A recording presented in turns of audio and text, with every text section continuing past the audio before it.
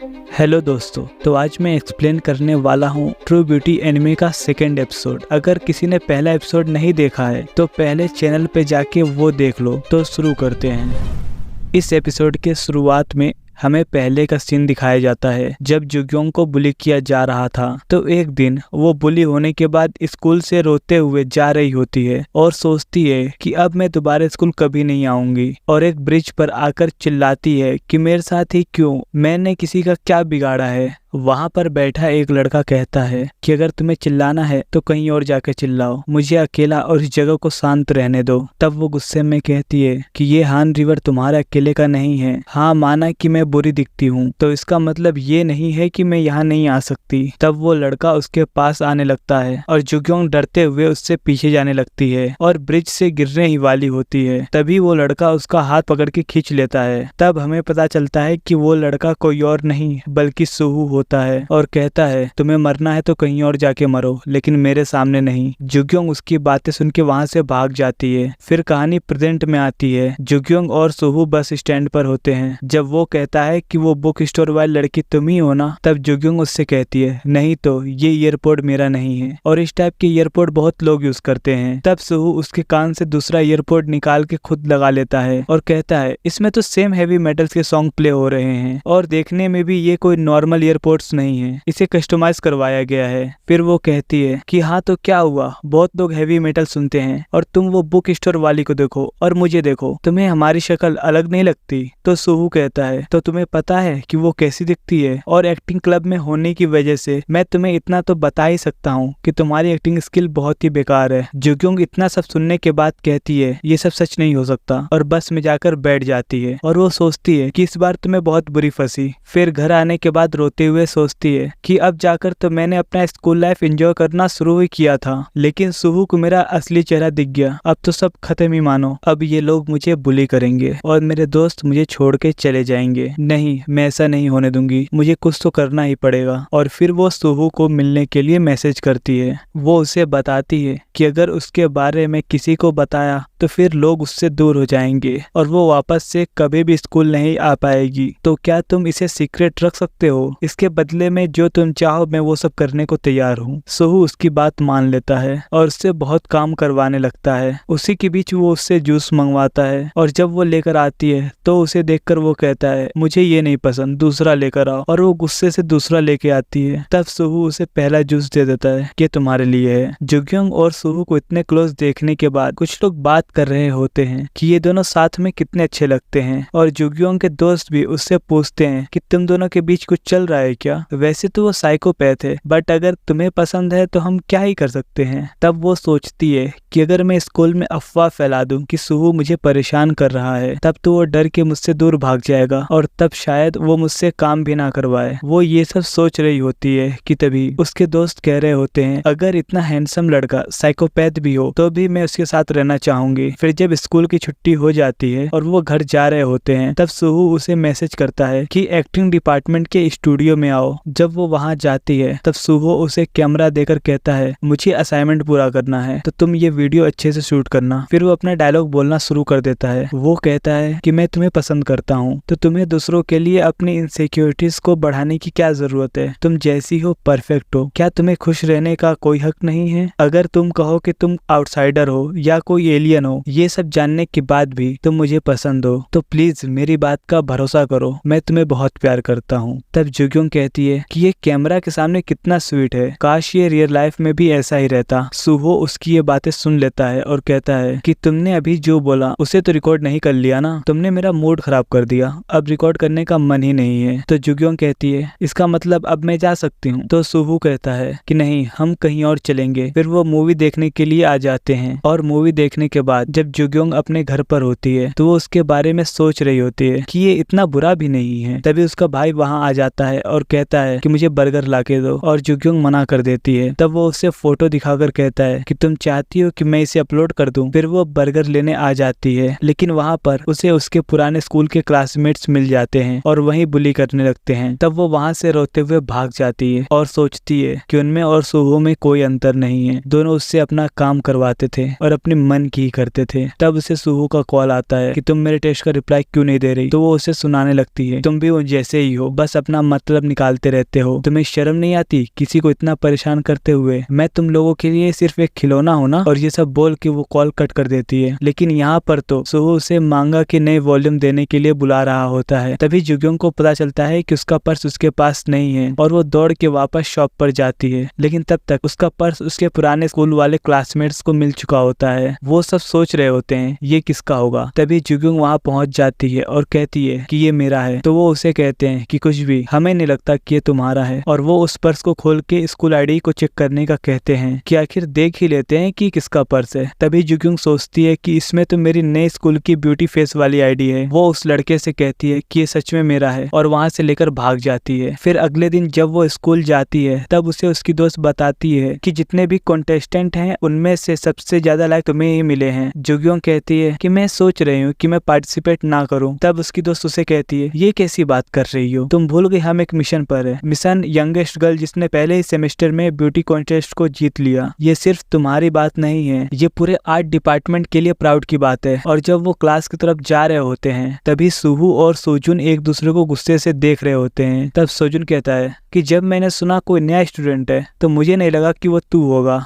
तो सुहू कहता है कि अगर तुम्हें मुझसे प्रॉब्लम है तो मुझे अवॉइड कर, तेरे लिए यही अच्छा होगा, और हाँ मेरे बीच में कभी मत आना। तो सोजुन उसका शर्ट पकड़ लेता है और कहता है कि हाँ तेरे लिए भी यही अच्छा होगा, लेकिन क्या है ना कि तू मुझे अवॉइड नहीं कर पाएगा, तेरी फितरत नहीं है, कमीने मर्डरर कहीं के। तब जुग्योंग सोचती है कि ये लड़का तो वो बर्गर शॉप वाला है, ये यहाँ क्या कर रहा है, क्या ये भी हमारे स्कूल में है। और सोचने लगती है कि ये तो बहुत बुरा हुआ, अब यहाँ दो लोग हैं जिन्होंने मेरा रियल फेस देख रखा है।